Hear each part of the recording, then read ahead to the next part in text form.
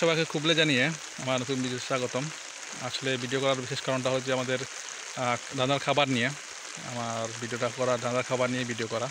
আপনারা জানেন যে বিগত 5-6 বছর ধরে আমরা গরু দানার খাবারগুলো কী পরিমাণ দাম বেড়েছে আর কি।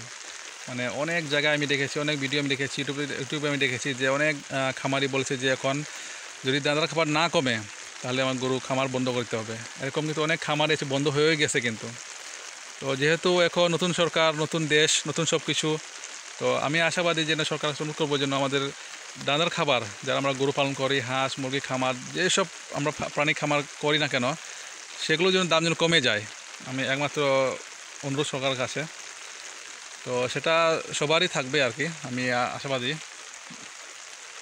তো আমি আজকে দেখলাম যে বাজারে নতুন একটা চার আসছে আর কি, যে জিনিসপত্রের দাম কমার জন্য, যেহেতু এক রেটে বেচার জন্য। তো আমি অনুরোধ করবো যেন দানার খাবারের জন্য দাম একটা নির্ধারণ করা হয়, যাতে আমরা সবাই যেন ভালোভাবে গরু খামার করতে পারি এবং যেসব খামার বন্ধ হয়ে গেছে তারা যেন আবার দাঁড়াতে পারে, সে আশা রইল। তো আপনারা যদি একমত হন তাহলে ভিডিওটা শেয়ার করবেন, লাইক করবেন, আর যদি ভিডিও ভালো লাগে লাইক কমেন্ট করবেন। বাস এটুকু বলা আর কি। তো আজকে এই বিশেষ ছোটো ভিডিওটা একটু শেয়ার করবেন যদি ভালো লাগে, আর যদি ভালো লাগে অবশ্যই কমেন্ট করবেন। তো আমিও চাই যেন দানার খাবার কমে যাক, যাতে আমরা যেন গরু খামার আরও বড়ো করতে পারি।